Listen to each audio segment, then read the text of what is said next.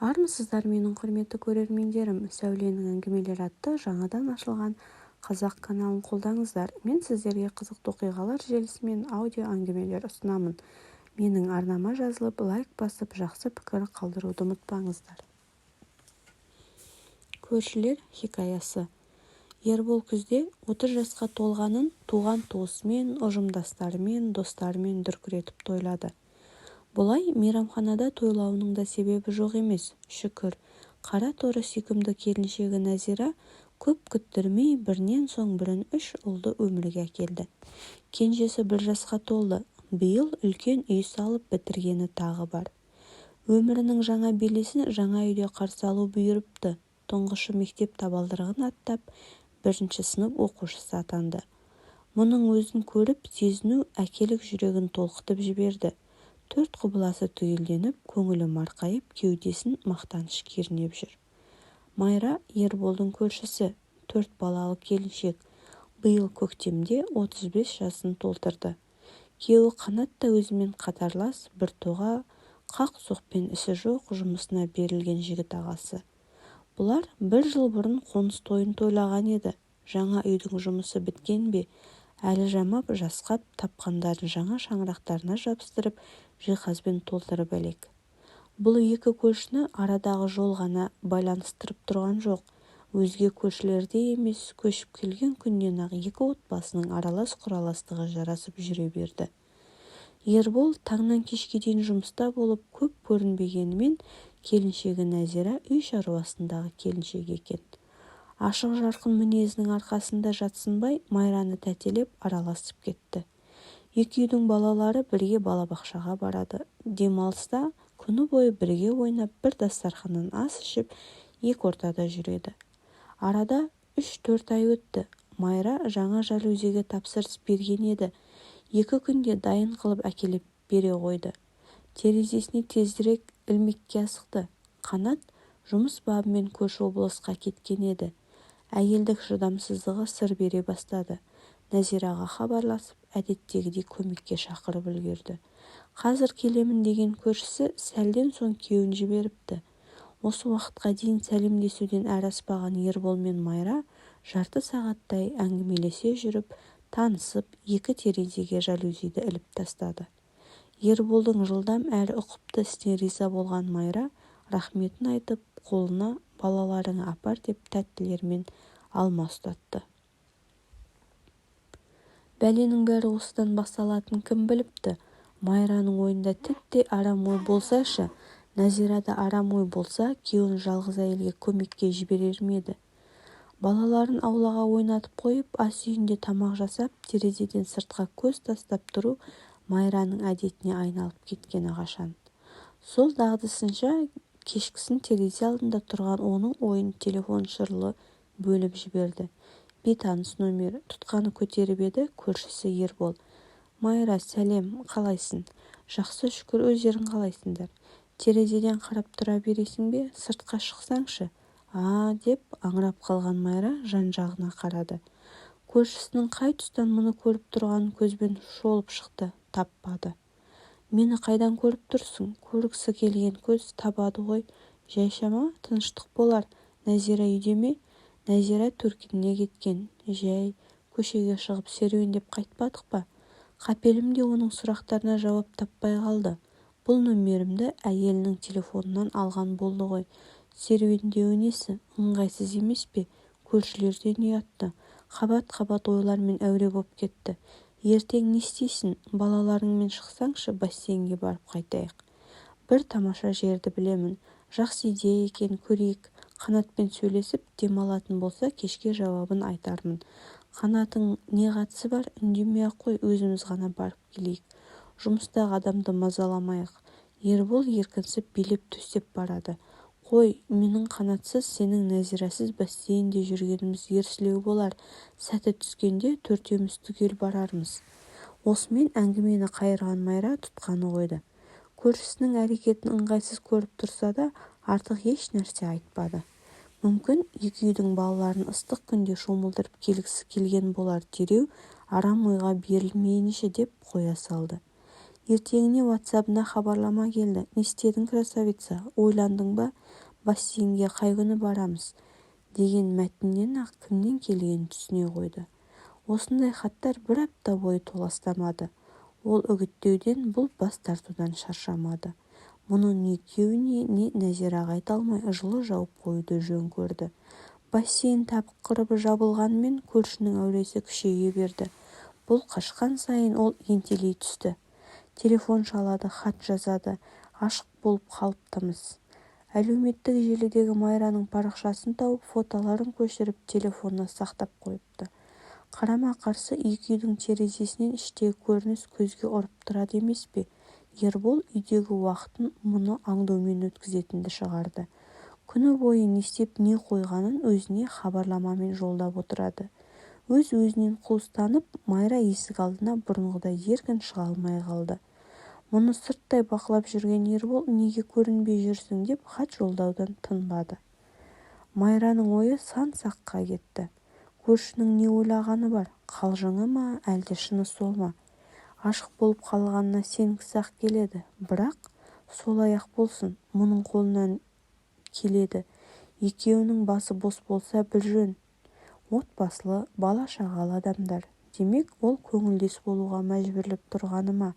Бір қайдағыны ойлап, көршінің қылығын күйеуіне айтқаны дұрыс па? Әлде оның әйеліне барып арызданғаны жөн бе? Ой түбіне жете алмай, не де болса біреумен бөлісіп, кеңес сұрамаққа бекінді. Анасынан өзге шын жанашыр болмасын біліп ақылдасты. Көпті көрген жан емес пе? Қызым, әйелінің жанын түсінбей, қадірін білмей, жылуды сырттан іздеп жүрген еркек сенің қадіріңді қайдан білсін? Кеш болмай тұрғанда бетін қайтарып таста. Оның әйелі білсе не болмақ? Мұндай еркектің көксегені төсектен басқа не дейсің? Тәтті сөзге алданып, тура жолынан тайып кетпе қарағым деп анасы қатты уайымдап қалды. Алла сақтасын мама, абырой берсін деп анасын жұбатып қойды. Ең дұрысы оның нөмерлерін бұған хабарласа алмайтындай қара тізімге қоюды ұйғарды. Солай істеді де, оф деп арқасынан жүк түскенде жеңілдеп сала берді. Тек көзіне түспесе болды. Бұрынғыдай емін-еркін Нәзираның үйіне бара алмайтын болды. Ол өзі келіп әңгімесін айтып кетеді. Күйеуімен ренжісіп қалғанын да жасырмайды. Не десін, үнсіз тыңдап, басын шұлғап отырудан басқа амалы жоқ. Қара тізімге ілінгені көршіге тосқауыл бола алмады. 2 күн хабарласып, сөйлесе алмаған ол ақыры бөтен нөмерден бұған қоңырау шалды. Жұмысындағы жігіттің телефоны екен. Бейтаныс нөмерден еш күдіктенбеген Майра тұтқаны көтере беріп, оның даусын естіп тосылып қалды. Майра, тыңдашы, тұтқаны қоймашы деп бастырмалатып барады жалынышты үнмен. Мәссаған, тағы сенсің бе? Шын айтамын, сенсіз маған қиын болып жүр. Сені жақсы көремін. Еш қызық жоқ. Сені қалай сендірсем екен? Тастамашы мені. Даусыңды бір естуге мүмкіндік беріп тұршы. Мені блоктан шығаршы. Жарайды дей салды алдамсыратып. Сөйтті де бұл нөмерді де сақтап қара тізімге қосып қойды. Келесі күн тағы да бейтаныс нөмер. Бірақ бұл жолы WhatsApp-қа хабарлама жіберіпті. Таудың етегінде төменге қарасаң бас айналатын құздың жиегінде отырған Ерболдың фотосы. Астына өмірімде басымнан кешпеген ғашықтықты сезініп жүрмін.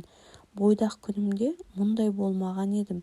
Екеуміздің де отбасылы екенімізді біле тұра сенен бас тарта алмаймын. Өмірімді сенімен өткізгім келеді. Арадағы кедергі менің әйелім болса, онымен ажырасуға дайынмын. Маған ондай әйелдің керегі жоқ деп хабарлама жолдапты. Екеуміздің де басымыз бос болған күннің өзінде сені таңдамас едім деп бұл бір сөйлем жолдады. Майраның шыны сол еді. Мұның талғамындағы ер жігіттің бейнесімен оның бейнесі мүлдем кереғар. Кейде қыз күндегідей әлде біреудің ғашықпын деп езіліп өзіне мұқтаж болғанына марқайып қызық көріп кетеді. Бірақ өзінің енді жас күні оралмасын сезініп, бірнеше отбасының тағдырын ойлап, ақылмен шешіп, бұл хикаяның нүктесін дұрыс қоюды көбірек ойлайтын. Көршісінің мінез-құлқын біраз біліп, сырттайда танып қалды емес пе? Өз күйеуінен артық жері жоқ, оған көзі анық жетеді. Менен 5 жас кіші байқұс қай сиқыма қызығып жүр деп аң-таң боп айнаға бір қарайды. Сырт келбетін ойша Назирамен салыстырады. Оның еш кемшілігі жоқтай көрінеді. Көзі бал-бұл жайнаған қара торы келіншек зыр жүгіріп үй тірлігін жасап, асын пісіріп жүргені. Қасқай, біреудің әйелі біреуге қыздай деп бекер айтпаған болды ғой. Өмірде еш қызық жоқ. Мені үйде кім күтіп отыр дейсің? Бәрінен шаршадым. Өле салған оңайырақ деп жауап беріпті. Өлсең жаназаңа шақырарсың. Айтпақшы, қазір үйіңе қайтпасаң, Нәзираға барып бәрін айтамын. Әке-шешеңді де үйіңде шындықты айтатын сәт келді, деп күлген смайликті қоса жолдады. Бірақ Майраның іші қылпылдап, жаны жай таппай жүр. Мынау ішіп алып өзіне қасық қылып жүрмес пе екен? Әйелімен қарым-қатынасы дұрыс болмаса, мен не істеуім керек? Көңілін табуым керек пе? Қызық адам екен өзі. Басыма бәле болған-ай. Үйіне барып бәріне айтайын ба? Қой, не де болса Әліптің артын бағайын деп түнді күтті. Артық аштығың болса бере тұршы деген сылтаумен Нәзираға телефон соқты. Сөйтіп Ерболдың үйіне оралғанын біліп маңдайынан суық тер бұрқ етті. Қанаттың жылына бір алатын еңбек демалысының уақыты келіп, Майра отбасын көндіріп демалуға кетуді ұйғарды. Сөйтіп 10 күн демалып, әрі туған-туысты аралап оралды. Үйінің бір кілтін Нәзираға тастап, көз қырыңды сала жүрсі деп тапсырған еді. Демалысының 4-ші күні қоңырау шалып үй жақтан хабар алып қоймақшы еді, телефоны өшірулі. WhatsApp-ына жазып еді, жауап болмады. Сол бойы сөйлесе алмады. Бұлардың үйіне оралғанын көріп, кешқұрым Нәзираның өзі келді. Сол жақ көзінің көгеріп, ерні жырылғанын байқайды. Сұрауға батпаса да не болғанын сезді. Кілтін беріп тұрып, телефонымды сындырып алдым деді. Шәй ішсеңші дегеніне қарамай, балалар үйде жалғыз қалды деп асығыс шығып кетті. Ербол сияқты қатын-құмар еркекке қор болған Нәзираны Майра іштей аяп жүрді. Қойнындағы күйеуінің жүргіштігін өзгеге көз салатын сезбей ме екен, әлде сезе тұра білмеген сыңай таныта ма? Таяқ жесе де 3 баламен ажырасып не опа табамын дейтін болар. Арада 2 күн өткенде көршінің көзі көгеріп, телефон ұсынуының сыры ашылды. 3 үйден кейін тұратын Гүлзат келіп естіп көргенін бәрін жайып салды. Бұлар демалыста жүрген 10 күн ішінде шағын көшеде үлкен дау туыпты. Яғни Нәзира ай қарап жүрмей, күйеуімен жарысып көрші дәрігер Мұратпен жүрген көрінеді. Махаббаттарының қай кезде басталған ешкім болжай алмайды. Оның әйелі телефонға келген хабарламаны көріп, бар сырды біліп, шу көтермесе, жабулы қазан жабулы күйінше қалар еді. Тіпті Нәзираның 4-шісіне жүктілігінде көршілері сол кезде біліпті. Құрсақтағы сәбидің әкесі сол дәрігер ме деген күдік туған көрінеді. Мұраттың әйелі ДНК сараптамасын жасатамын деп Нәзираға келіп, ата-енесімен балаларының көзінше балағаттап, шашын жұлуға дейін барыпты. Бұл шу 2 отбасының арасында қалмай, бүкіл көше тұрғыны құлағдар болып беттерін шымшыған көрінеді. Нәзираны қарғап-сілеп, азғындарға бұл жерде орын жоқ, тез келген жерлеріңе кері қайтыңдар деп бір ауыздан үкім шығарып та жіберіпті. Ербол сол күн-ақ Нәзираны үйіне кіргізіп алып сабағанда, шешесі ара түсіп, әзер қолынан жұлып алған көрінеді. Енді бұл көшеде бұрынғыша жай-барақат өмір сүрмесін білген олар, дәрігердің отбасынан кешірім сұрап көшіп кетуге уәде етіпті. Ал мұны естіген Майраның жүрегі тоқтап қала жаздады. Қатты таңданды. Құрбысындай болып кеткен көрші келіншектен мұндай қылық шыққанына еш сенгісі келмеді. Құдды түс көргендей болып отыр. Сырттай түтіні түзу ұшатын отбасының іште іріп жататыны да болады екен. Әркез еркектің қателігі кешіріліп, қоғам оған үйреншікті жағдай деп қарағанмен, әйелдің қателігін ешкім түсіністік танытып қабылдай алмады. Нәзік жандылардың шалыс басқан қадамына кешірім өте аз. Бірақ Ербол әйелмен ажыраспады. Кешірім сұрап татуласты ма, ол жағы беймәлім. Мүмкін өзінің де тура жолдан тайып тұратын уақыттарын ойлап, ақылға салды ма, кім білсін. Ой ішіне түсіп адаса жаздаған Майра кешкісін шай үстінде күйеуіне естігендерін жайып салды. Бірақ Қанат бұл күткендей таңғала қоймады. Жай барақат тамағын ішіп отыра берді. Бұл таңдана, сен естіп алып едің? Жоқ, сезіп жүргем. Қалайша, не байқадың? Әлде саған да көзің қысты ма? Айтпай-ақ қояйыншы деп едім саған. көзім көрмеген нәрсеге сене де қоймадым. Өткенде кештеу такси ұстап тұр едім, жолай ала кетейін деп бір жігіт тоқтаған. Менің тұратын жерімді білген соң Нәзираны сұрады. Телефонынан бірге түскен фотосын да көрсетті. Танисың ба дейді. Иә, көршім десем, қалай, дәмін көрдің бе деп жымыңдайды. Сөйтсем, бір-екі рет жақын болғанға ұқсайды.